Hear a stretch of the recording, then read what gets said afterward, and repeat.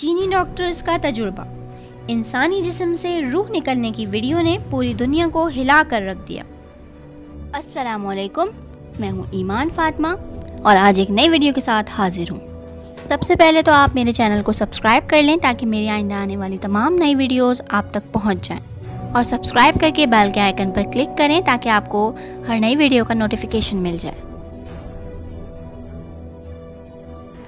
इस्लामी तालीमात के मुताबिक रूह हुक्म रब्बी है जो इस वक्त तक जिस्म में मौजूद रहती है जब तक रब ताला का हुक्म हो। रूह की हकीकत जानने के लिए साइंसदानों की कई टीमों ने मुख्तलिफ अदवार में मुख्तलिफ तजुर्बात किए, मगर उनमें कामयाबी हासिल ना हो सकी।